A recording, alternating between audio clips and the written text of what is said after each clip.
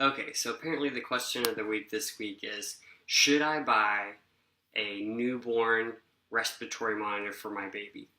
And a couple of questions I got is, well, won't it give you peace of mind, and won't it prevent something bad happening to your child? And the answer to both of those questions is probably no and probably no. And so one of the things that I think it's important to remember is that newborn and really a lot of technology innovation in pediatrics to this point has been geared at cashing in on your fears. And so if you think about the innovations that have come along, so all these innovations in regards to development, whether it's apps or videos or whatever else, like promising you that your child will be the smartest or will be advanced, and really study after study will show that most of those do no better than giving your child a set of blocks and just sitting down and playing with them or talking with them. Well, the number one fear of parents in that newborn period is SIDS. It's almost universally the number one thing that parents are concerned about. So of course, when that's a case, there's going to be somebody who comes in and says, hey, I can capitalize on that, and I'm going to come up with a product that will have a large market because of that fear. Well, fortunately, we're out of the baby stage, and we got out of that stage before all this stuff became popular.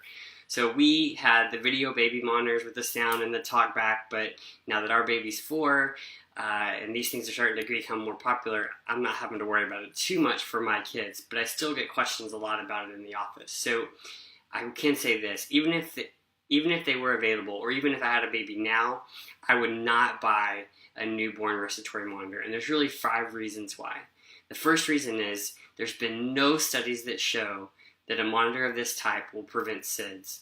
And those studies have even been done with fancy hospital monitors that monitor oxygen saturation all the time, that are very, very sensitive, that are giving you a ton of false alarms, but still not picking up a baby who's having trouble in a way that you can do something about it.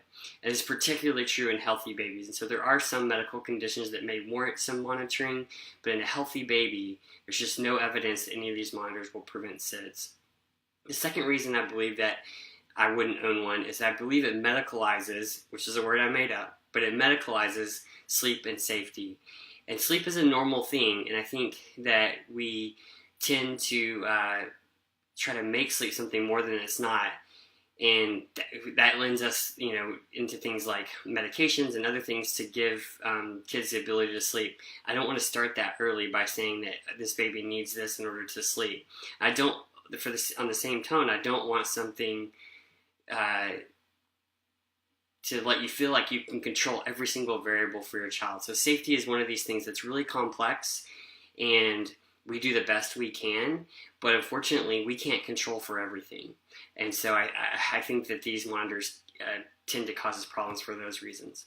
The third reason I wouldn't buy one is it would tempt me to do unsafe things with my baby. So if I have this extra layer of protection, maybe it wouldn't be such a big deal if I put them on their tummy, or if I gave them something in their crib to help them sleep, because they sleep better with their pacifier lovey.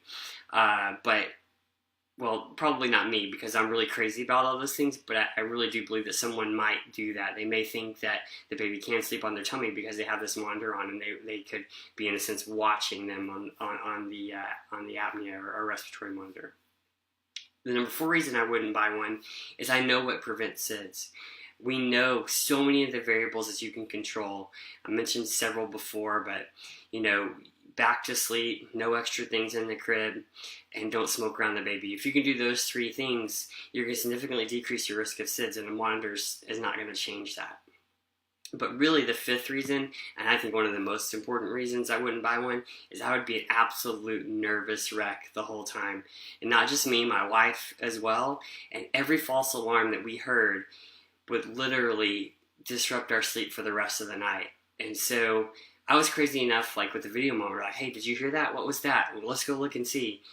I just can't even imagine if I heard an alarm that indicated my baby's oxygen was dropping, or they weren't breathing, and go in there and to discover that it's likely to be a false alarm.